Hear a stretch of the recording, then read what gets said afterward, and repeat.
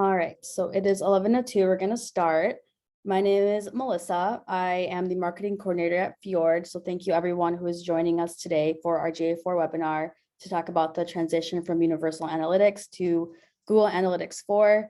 Today we have Derek Turner, the Director of Services at Augurian, to help talk all things Google Analytics, Carson Richmond, who is a managed services developer here at Fjorge, and Joe Barsness, Director of Business Development at Fjorge as well, to answer all of your technology questions. And the agenda for today essentially is we'll talk about all Google Analytics information for about 30-35 minutes, and then we'll leave time for questions about 10 to 15 minutes at the end. You're more than welcome to go ahead and add in questions into the Q&A there in the chat, and we'll be moderating that. So we will begin. Wonderful. Thank you, Melissa. Just to give a little bit more background, I believe all of you can submit questions to the Q&A. Melissa will be monitoring that, and we'll decide if it's something that we can jump into in process or if we should save it to the end. But we do hope that you ask questions. Again, I'm Joe Barsness from Fjorge. I lead the new business team here, and I'm playing kind of the moderator today. And so I am going to be asking a number of questions and getting some feedback from Derek and Carson here. So I just would love it if Derek, if you would do a little bit more of an introduction, and same with you as well, Carson. Go ahead, Derek. Great, yeah. Thanks, Joe. My name is Derek Turner, and I'm here today to talk about Google Analytics 4, which has been a pretty consistent song for me the last 10 months. I am the Director of Services here at Augurian, and we are a focused digital marketing agency. I've been with the company about 7 years, started as a paid media manager, so managing paid media campaigns, which really gave me a lot of exposure to Google Analytics, just in terms of justifying what it was I was doing for clients. Been in the industry about 13 years at this point. Started as freelance, worked at a shop called Collegius prior to that, but happy to be here today and talking about GA4. Carson Richmond. I've been a developer here at Fjorge for the last almost 3 years now. Prior to that, I was the analytics manager at my previous place of business, as well as the senior digital marketer. So I have about 13 years of experience using Google Analytics, implementing it, and setting everything up. So I've got a pretty well-versed knowledge of what you'll need from a technical side from Fjorge when we do the GA4 switch for you. Wonderful. Yeah, and I think kind of the connection here, some of you who have joined may know us well here at Fjorge or even Augurian, or some of you may not. But the reason for this partnership is that Fjorge builds and manages a number of websites, web applications, those and does technical SEO. But we are not involved with kind of that content marketing effort as much. And so that's why we have a number of partners and preferred partners. And that's how we connected with Augurian, because we do share a number of clients and work together on projects. And so that is the connection here, and kind of where a high level division of labor when you're thinking about analytics. There's both kind of the marketing strategy side, and then there's that technical implementation. And so we are working on that piece of it. And I'm learning along, I have some background in this, but I'm learning along the way as well. So Derek, I would love for you to just kind of jump in and start talking about the background of UA and where we're going with GA4 and some of the dates and that sort of thing. So if you don't mind, I'd just love to have you kind of take it away. Happy to. Thanks, Joe. Yeah, let's get into it. So the main goal of this presentation is just to equip everybody with some of the changes that are going to be coming up here at the end of July. Kind of the high level headline is Universal Analytics, which is the predominant tool that companies have used to understand web activity, is going to be going away. It's going to stop collecting data here pretty soon. So we're going to go through the timelines. We're going to go through kind of why Google made this switch at a high level, and then talk to some of the just kind of change management that's coming with this, just in terms of metrics are going to change. So, what you're used to seeing is going to be shifting a little bit. And if you're a stakeholder who has any kind of relation to these numbers, and that's used to justify what you're doing or what your teams are doing or how the company is doing, then this should be pretty helpful just in terms of kind of pointing you in the right direction of where you're going to want to go in the short term. So yeah, the agenda for today is just to talk about the timeline. I'm going to go over what's changing and the implications of that for marketing. So I'll try to keep it pretty high level just in terms of kind of what that is, but talk a little bit about why the shift. I'm going to give you a little bit of background in terms of the state of the industry, just like what it's like for people who have been working for Universal Analytics their entire career or for much of it, and just kind of what this change means to them and kind of the learning that we're having to do. And then we're going to go through a better than nothing checklist, just in terms of, there are some kind of tight timelines coming up here. So we're going to give you basically a high level overview of what you can do in the short term to try to make this transition as smooth as possible. Quickly, just some ways that you can buy it if you're going to work with some other third party to do that. And then I have about 4 questions here that I've gathered to kind of talk through that I think are pretty common, and then we'll open it up for Q&A. So, timelines. Yeah, so high level, Google Analytics 4 is here, and it's been here for about 10 months. So there's kind of 3 important timelines that you'll want to just know about in order to set expectations accordingly.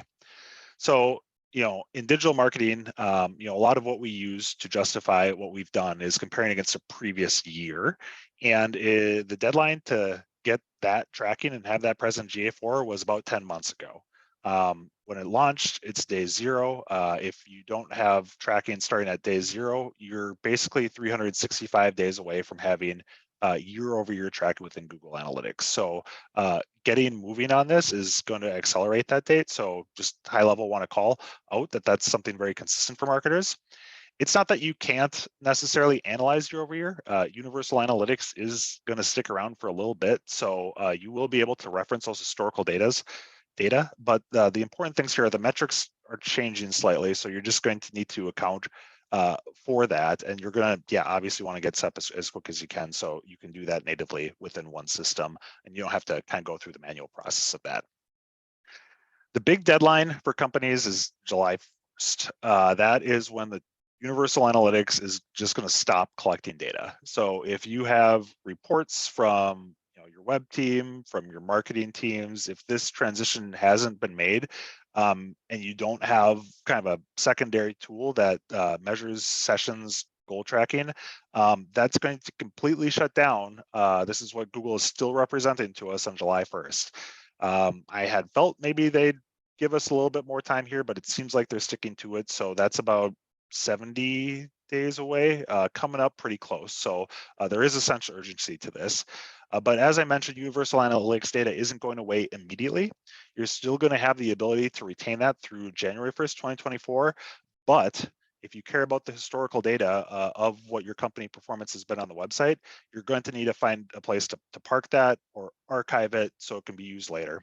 If you're not really looking back into 2014, 2015, chances are you're not really going to do it in the future. But if you have been, or 2020, 2019, you're going to want to have a plan for that. And we're going to give you some information about kind of how you can handle that pretty simply.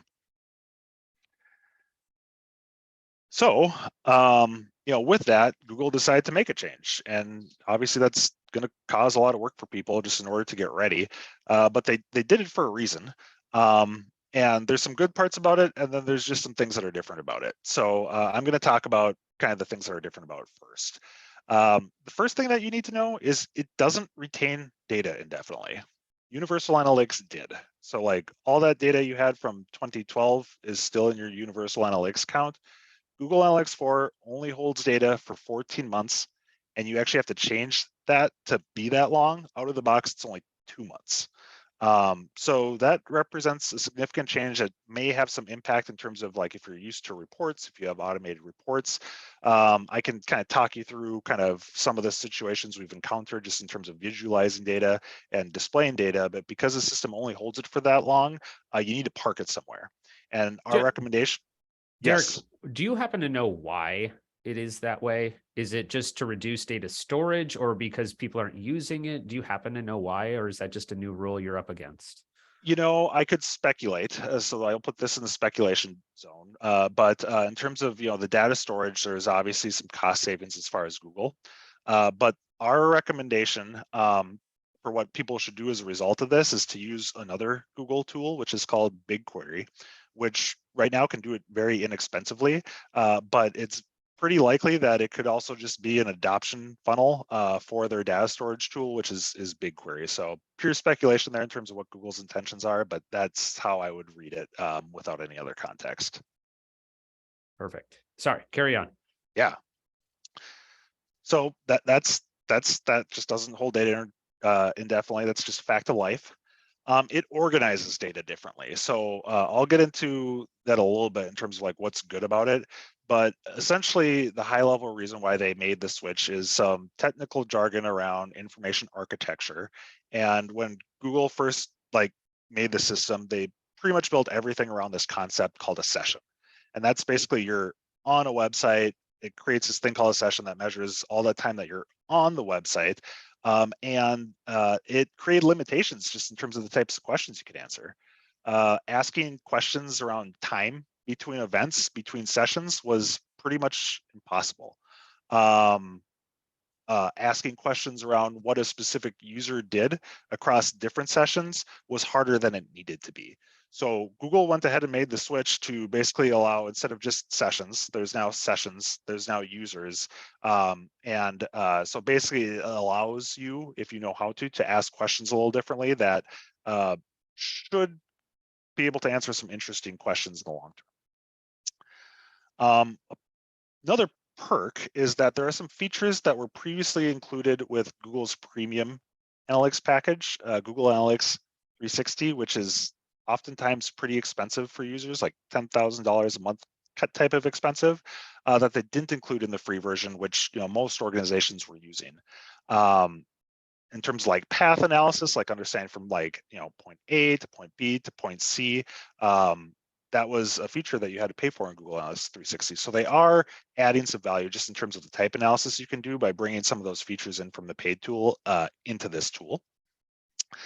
And it's touting itself as more actionable. So I think a kind of a pretty big gripe, justifiable gripe in terms of like reports, digital marketing reports. It's like, great, here's a measurement of sessions, here's a measurement of goals, but like, what did we learn from this? What are we going to do about it? How did we get better as a result? And Google Analytics 4 does do a better job of that, according to it. I agree that I think it does a better job of that, just in terms of the type of metrics it gives. Kind of the main thing, and I'll show an example of this, because it's really for kind of like higher funnel analysis, like digital marketing. I think, the place that you ideally start is just like getting a count of sessions, like, okay, who's visiting, where are they visiting from? If you kind of go a step deeper, it's like, okay, then what did they do? When did they complete the actions that like I care about, or like, indicate some sort of business success? So it was out, Universal Analytics was pretty good about that. But in terms of like engagement from like, say you have a long B2B cycle and you know that the customer journey takes 10 months. Well, you probably want to know earlier than 10 months what the results of your marketing campaigns were, kind of, what those leading indicators are. So there are some interesting higher funnel metrics that I think are going to help kind of digital marketers get their nose kind of on the right spots to be, just in terms of the right people starting the right conversations for the right price. That just wasn't possible earlier. Lastly, it's still baking. So it's gotten better in the last couple of months, but Google is still in real time changing its mind in terms of some of the features and how they work. So just in terms of now that's been released into the wild, there are many people who are using it and finding out that there are little aspects that, if it was a little different, the product might be a little better.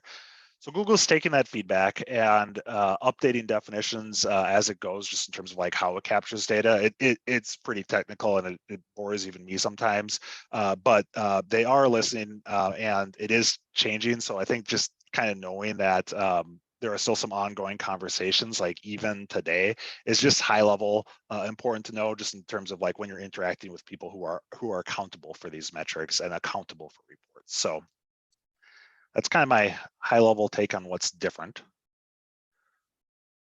any immediate questions, or I will move on. No, I If think we that's a did- good overview for now, but if folks have questions, feel free to submit them on the Q&A at any point, and we'll address them as it makes sense. Perfect. Alrighty, I'm going to talk about some of the implications of the changes here quick. So one of the really interesting features for clients that are large enough is Google is trying to create basically this concept of probabilistic audiences. So an audience is basically, some sort of definition about like what a user is or is going to do or has done that you can create in a group. And just for like an illustrative example of like something that might be relevant and like how Google's trying to like manifest this is helpful. They're trying to categorize like what, based on the actions that I've seen this user taking in GA4, like what can I like predict their likelihood to like complete a specific action or purchase is. So for customers that have enough data, there are the ability to say, hey, like here's a group of people that are 90% likely to buy. And here are a group that's like 80% likely to buy. And here's the group that's like 10% or 0 likely to buy.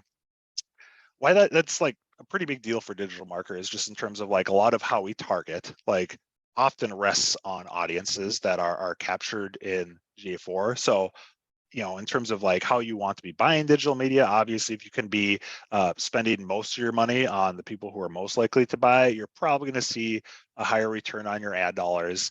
You're going to be able to know that you can scale there. You're going to want to get as much of that as possible before you kind of go to these other groups.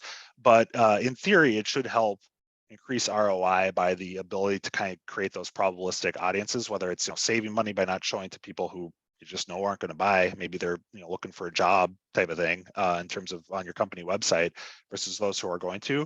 That should be a really big deal just in terms of enhancing digital marketing performance. The next implication, which I kind of alluded to, is just time-based questions. Used to be historically difficult.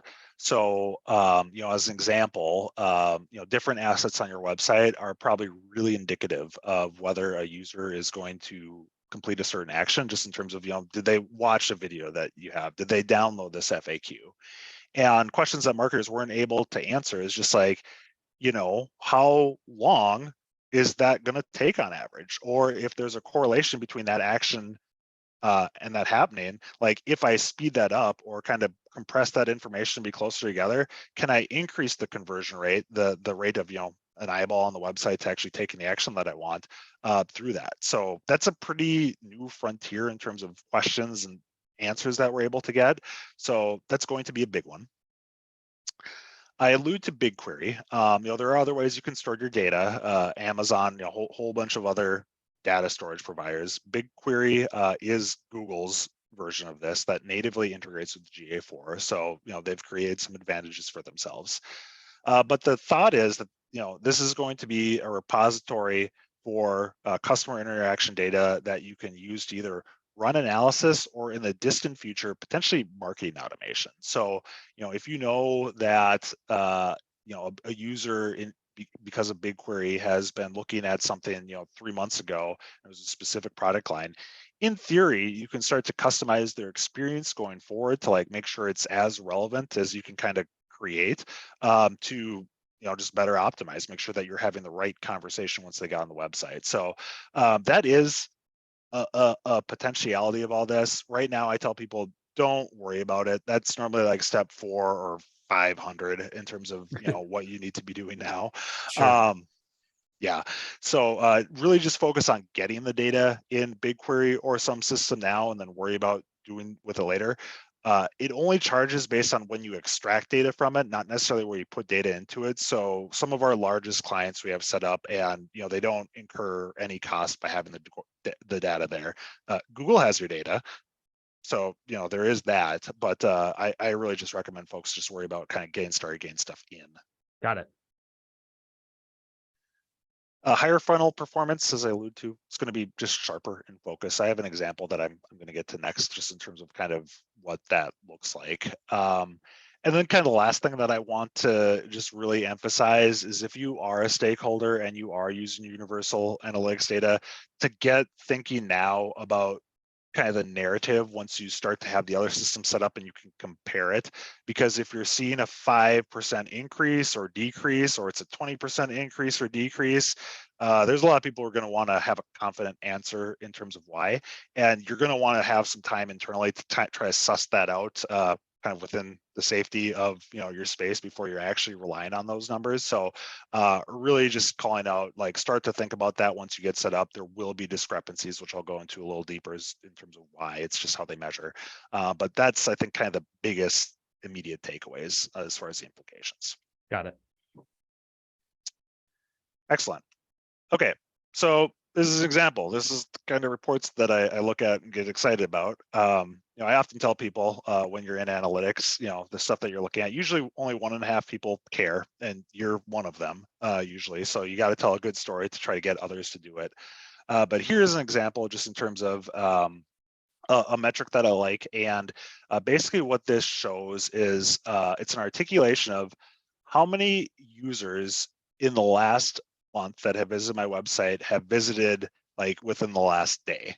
So that's like a ratio. So say 100% is all the users in the last 30 days, and say 10% have come back today.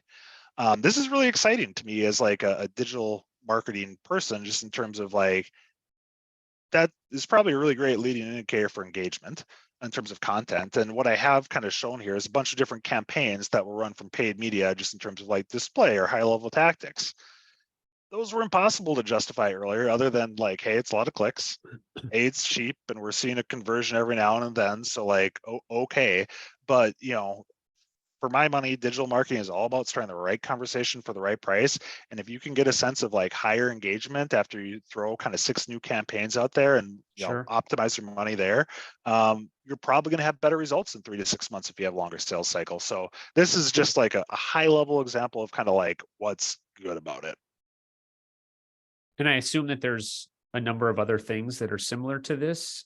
This is just a highlight of all of those, correct? Yep, there are a bunch of other metrics. So, for companies that are large enough, you can overlay those predictive audiences, event counts per user going in. Those would be other leading indicators just in terms of engagement, I would say. So, if you can see that one high level campaign is generating, 7 like interactions on the website versus 2, there's a plethora of stuff in there to like dive into, and probably additional stuff on the way. Got it.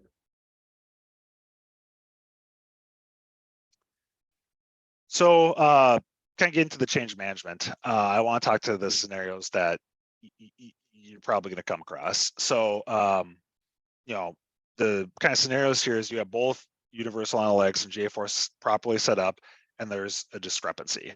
You should expect a discrepancy just in terms of like metrics are different now. So one example would be just a session. A session is like a concept of a user having gone to a website. Universal Analytics, because of how the system worked, basically when you hit midnight, another session would be created, and one user experience would potentially be 2 sessions. Not a big deal. Doesn't happen pretty often, but can you expect a couple percentage points variance? You absolutely can in terms of that. Another one is just how conversions are counted. With Universal Analytics, it was typically once per like session, and there's ability to change that or have that different. Maybe in GA4 you can have multiple goal conversions like tied to a specific session. So just seeing what those are, like it's not necessarily bad that they exist, just like kind of understanding why they exist is, if you're a stakeholder for this, or working with somebody who's a stakeholder for this, it's going to give people a lot more confidence, just that you kind of have an explanation and you're put together on that. So that's one scenario that like, that's best case scenario, quite honestly. The other scenario that people are going to find is one of the 2 installations of either Universal Analytics, like in the past, and probably going on for quite some time, or GA4 was set up incorrectly or has just something that needs to be addressed in order to make sure that it is counting accurately.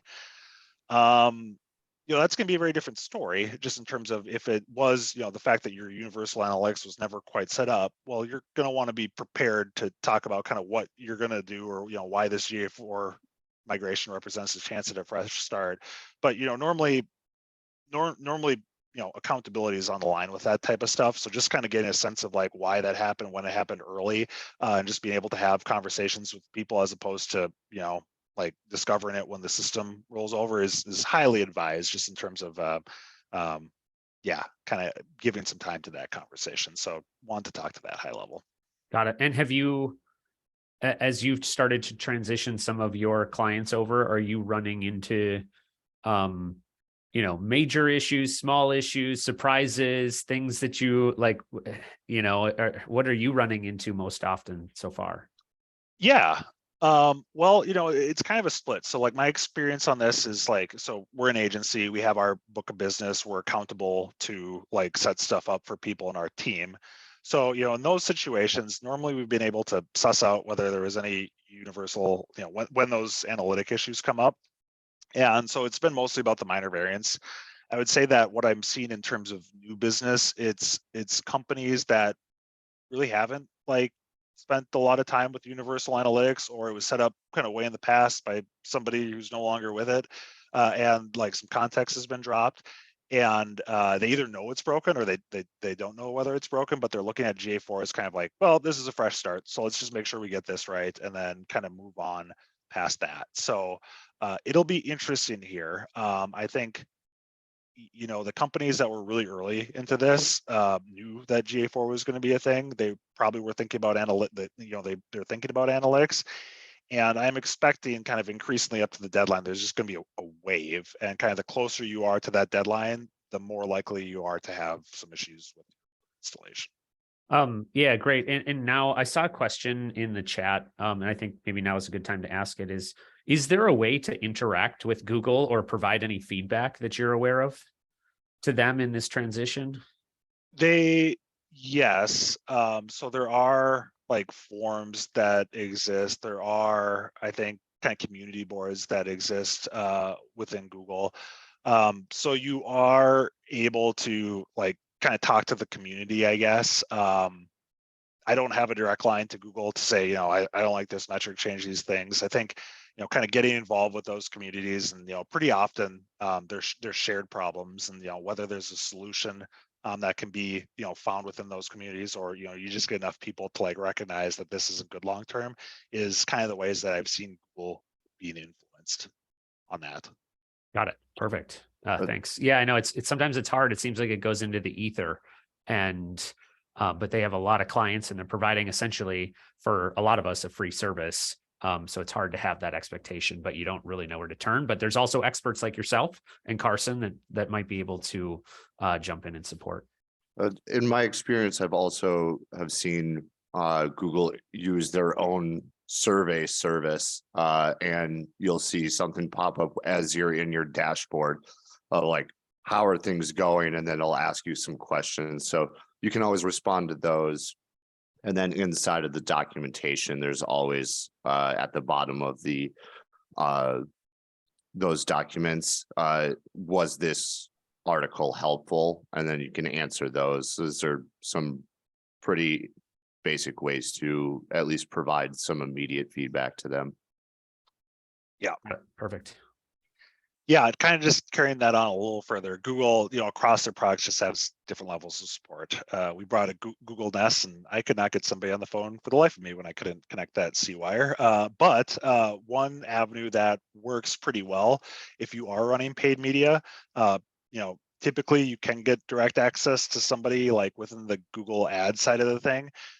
They care that you are happy and you are spending money, so that is potentially a way to like get to a human, even if it isn't like analytics specific. They obviously have a stake in troubleshooting. So cool, good idea. So I'm just going to move on to where the industry's at. So, people like myself have been using analytics pretty much my whole life. It's what I'm comfortable with, and that's true for pretty much everybody up until the last 10 months.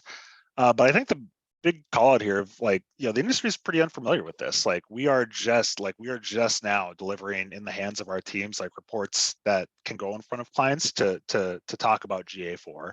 And, at agencies, we have people with a variety of different experience levels. And whether you're a director or an analyst, you need to start building mental models to like speak to these metrics in the way that businesses care about if you want to be influential and impactful in your career.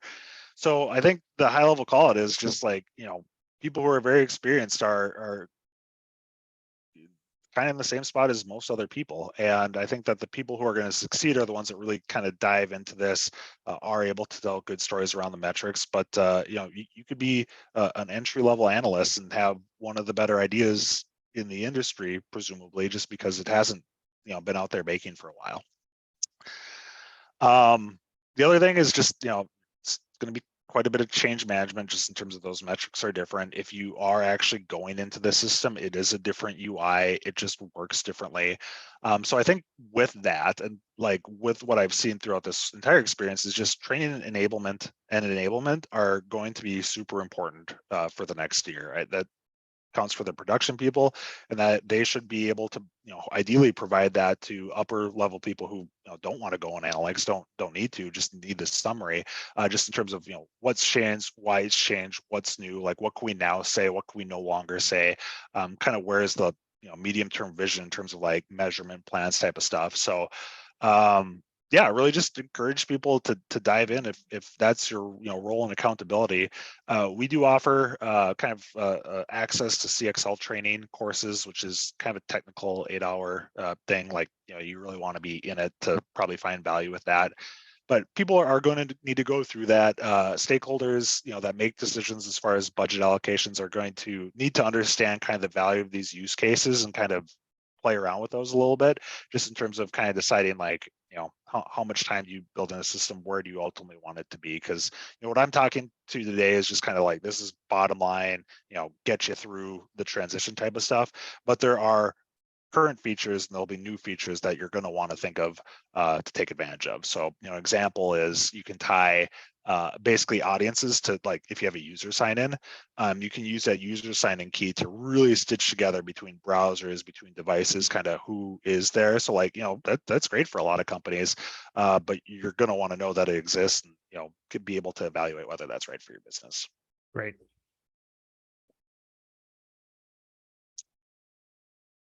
Okay, sorry, this is a little wordy as far as the slide, but this is kind of what needs to happen in the short term. So there is a checklist that is going to be available after this, just in terms of taking with you, using. There's some links just in terms of how to do some of this stuff within that checklist. I truncated here just for the size, but just going to go high level what you need to do. So sign up the GA4 property is pretty easy. It's a matter of navigating the user interface, going to basically push the right button to get, a snippet of code that you're going to put on your website. It isn't that unapproachable. Pretty much anybody who's able to log in and can kind of, fumble around within the web browser would be able to do that. But that's step one.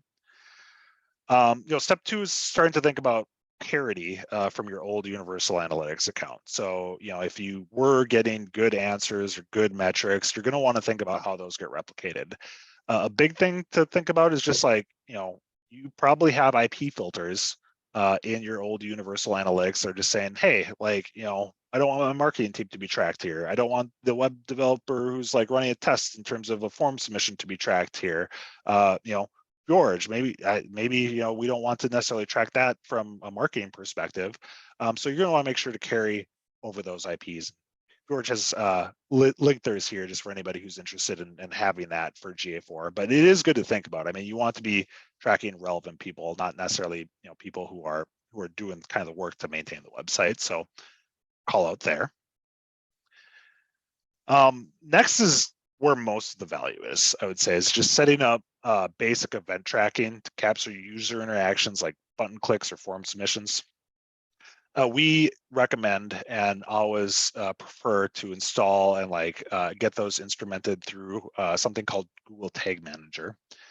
Google Tag Manager, if you're not familiar, I like to think about it as kind of a little house that you place on your website.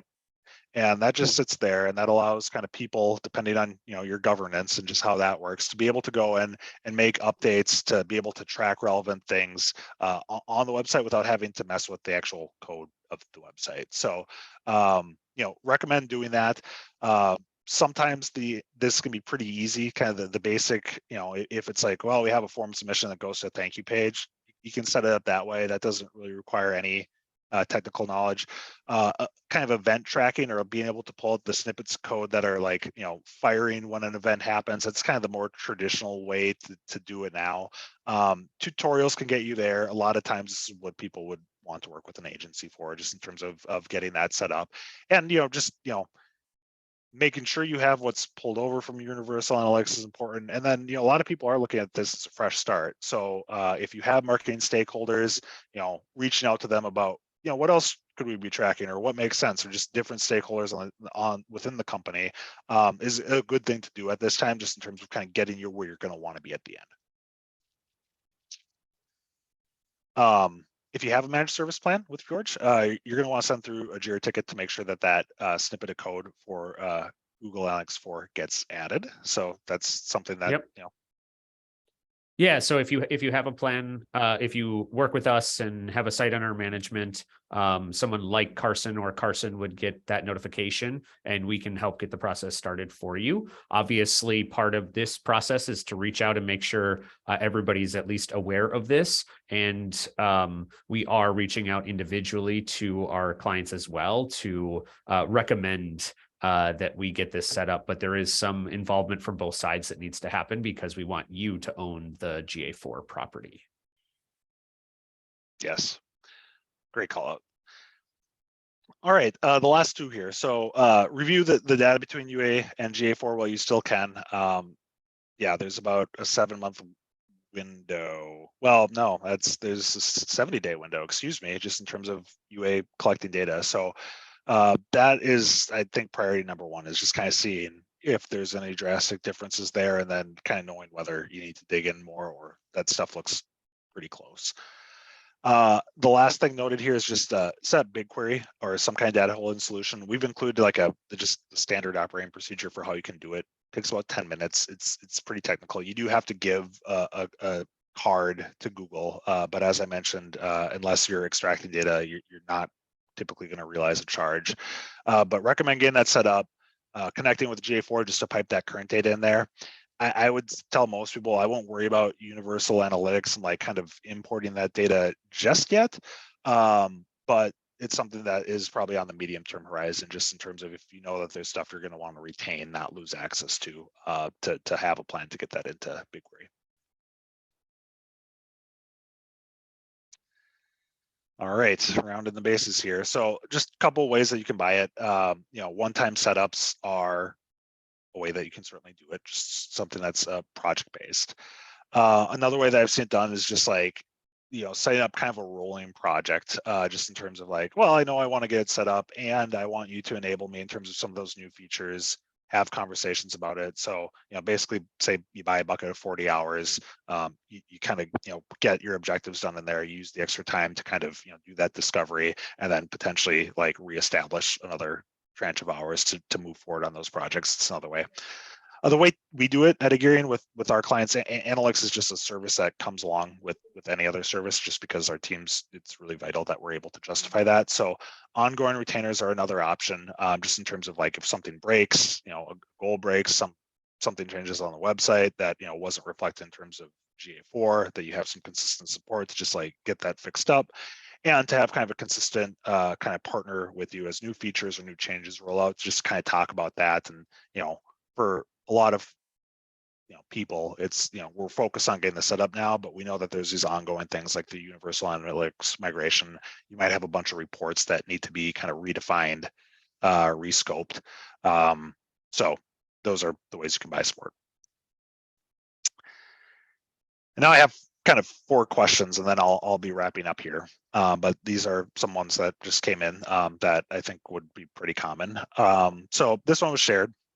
Just setting up, like, you talk to any agency, and it's pretty common to hear that something's wrong. So why is it always wrong? Why is it always set up incorrectly? Well, it may be, it may not necessarily be. People have their own preferences in terms of kind of what best practices is, especially when something's new. So I would say it isn't wrong. unless there's like clear implications for you that they can clearly explain to you as far as your data accuracy or website performance. So yeah, they should be able to articulate kind of why does this matter? What is this going to do for you? Or, you know, it may be just kind of, well, this is my personal preference. It doesn't actually matter in the grand scheme of things. You know, maybe there's like a 0.001% chance this is important, but I would ask, like, what are the implications in terms of like what is set up here and why does it matter? The other thing that could happen is, you know, companies evolve. We're all, you know, getting better, smarter, you know, within the industry as time goes on, and you may have new initiatives or like a new design or, you know, just like kind of a new way of measuring and thinking about things that kind of what was done in the past just doesn't align with anymore. So, you know, that can also be a reason, just in terms of, you know, kind of given the evolution, given how we now understand customer journey, you know, that it's wrong based on what we're going to need to do in the future. So there's that one. This next one is just like, hey, I'd love to align our data from UA between GA4 to have it be consistent, and that there aren't any any kind of changes that happen in there, and that it's just kind of smooth reporting year over year. Totally understand. I would love for that to have been the case, just kind of out of the box, but it's hard to avoid. With a different data model, there is just going to be some things that aren't ever going to quite square with the old type of measurements. That it's unavoidable. I think kind of the biggest thing that, you know, kind of controls this is filters. Just making sure that you have it on all of your website or all the properties that matter to you. And, you know, just for the events and goals, you do have a little bit of optionality in terms of like how those are articulated in GA4, whether it's kind of the old way or the new way. So just making sure that that's kind of at parity, kind of in the new setup is, you know, about the best you can do there. Got it. I'm sure there's going to be some disappointed people along the way. Yeah, change management is just, it's a thing. It's a thing. Yeah. So moving on, just another question that came up, and this was super relevant to us, just in terms of the agency. When syncing GA4 to Google Data Studio, which has recently changed their name to Looker, but we use Data Studio pretty often. It's great in a lot of ways in that, like, we can send links and like, here's a report. It's real time. You know, you can alter the date ranges. You can toggle kind of the different selector boxes, countries, you know, date, all that. Really, really slick. But, you know, with this, there are some changes. It's the same process to create the links, so that's not too difficult, just in terms of like getting the two talking to each other. But what has been a challenge, will probably be a challenge if you have some previous reports that you've relied on, is just that 14-month hold of data. Obviously, 14 months is enough to compare one full year to another full year. And in addition to that, based on how the data is organized, it can come out to be a lot bigger than kind of your downloads from Universal Analytics is. And there's like I think 100 megabyte limit. So basically the two things that we've saw that haven't worked is sometimes you just hit that limit and like the report breaks, or, you know, you kind of run into that 14-month thing and your report just looks weird because you don't have a full set and you're trying to look over a longer time frame. There are ways to overcome this that require some kind of getting fancy. You know, we use basically a tool called Funnel. And what that allows you to do is query the system. It drops into a Google Sheet. Then the size kind of issue isn't quite there, that you can build a report based off of. Or what we're starting to do more and more often whenever we can is just like create the report from BigQuery. So data goes into BigQuery. It doesn't have that limitation, and then a report comes off there. That, you know, the struggle that we have is just all our clients are not in the same spot. So we're change management to try to get kind of that foundation system as consistent as we can. But, you know, consistency isn't possible in every situation. So that is definitely going to be something. Got it. And is that with the kind of that data storage, is that something you have to pay for if you're running the reports on it? I know you said that you didn't have to pay for it just to store it, but now it sounded like you were using it to, do you know if that's a paid service or not? I am not aware of any costs having been Okay. incurred from what we're pulling. Okay, Yeah. cool. We have a couple questions from the I was going to say listeners because I do a podcast, but guests, I guess I could say. Attendees. Do you have some time to jump into a few of those, Derek? I sure do. All right. So I believe you can see this as well, but I'll read it out loud for everyone who can't, just in case. Stephen asked if you will address, please, or well, sorry. If you already addressed this, kind of just relate back to that, Derek. But if we are seeing a discrepancy between event tagging created under UA not being tracked in GA4, what are the potential steps to resolution? And he follows up with, does event tagging need separate different tags or like a developer like Carson to implement? Sure. Not tracked. So yeah, I think, in terms of that, the first step is just identify like what is the difference, and that kind of leads back into like what's probably the cause. If you see a difference in terms of a metric that doesn't have anything to do with tags, it might be the coverage of kind of the previous installation, just in terms of not being on the website. So I'm thinking like sessions. As far as like others, like specifically goal and event tracking, that there are, I think, separate tags that need to be appended in terms of that. I'm like the highest level expert on the team. I don't go super deep, so I could follow up with that. But I believe there are specific ones, and typically what you're going to want to do is to QA the installation. Google Tag Manager has a preview mode, or there are ways that you can kind of preview once a certain action takes place on a website. Like, am I seeing the right tag fire that I expected to fire?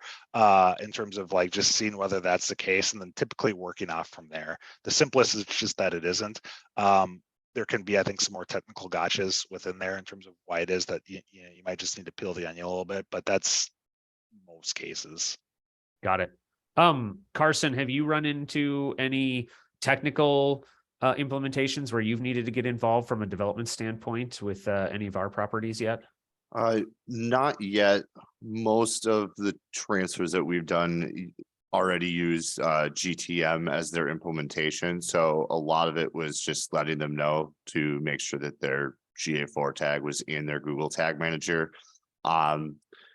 As it was mentioned before, GTM is probably the best way to implement this. That way you have that full control using the GTM GUI to allow for you to create your tags and your form tracking and everything else that you want to dig down.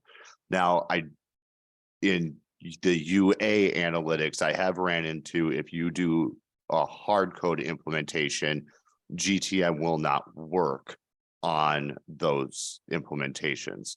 So if you have it hard coded, your tags hard coded in your site, we'd want to either work out a way to add or like get you to use GTM, which means going through and making sure that we take all of those hard coded tags and add them to GTM before installing it, or we will need to go in and add the new GA4 tags on those same tags as well. So that could take some time. At least that's what I perceive. Yep. We would need to do, as I have not had to yet actually do that. Yep. Okay. Got it. Yeah. And I imagine it's probably not as common, but still something that could come up for whatever reason as to why you might have hard coded that in the first place. Correct.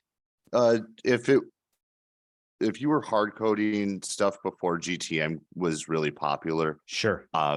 You might have just gone down that road. I remember we have had a client or two do it that way, and I've had to implement click tracking and other tags on actual button code. So sure. It all depends on how you started your implementation. Got it. Okay, good to know. Just trying to give people a heads up of whether they might be something to look out for or mention to us, Fjorge, or their own developer or whatever it might be. So some good insight there. I would say, just as a suggestion, With this move to GA4, if you have hard coded stuff, I would say now would be the best time to start moving Sure. over to GTM, since it does sound like new hard code implementation would need to take place. Right. So it would be a Good time to do that. good move to just go and start using GTM. Got it. Got it. Derek, I know we have a number of questions, so we might not get to them all. Looked like you were looking into them. Was there any that you thought you wanted to address next?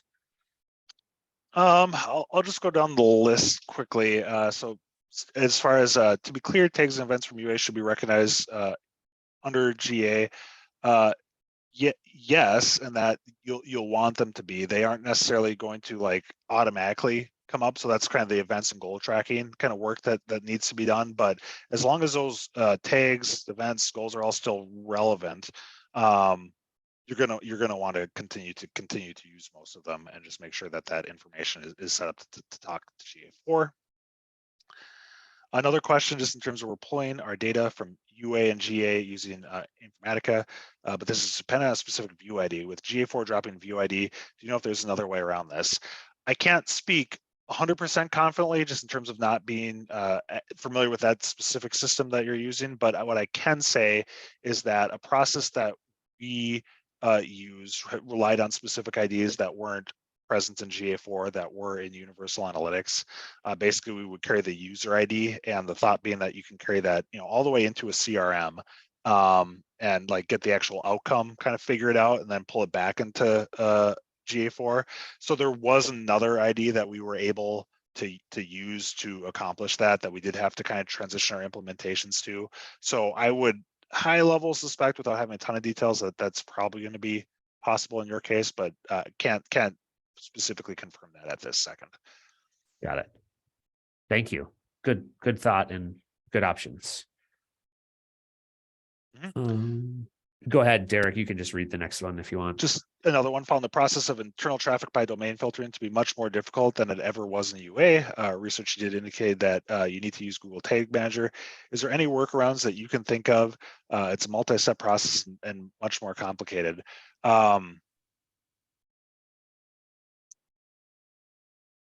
I don't, without having kind of specific context into what's going on specifically.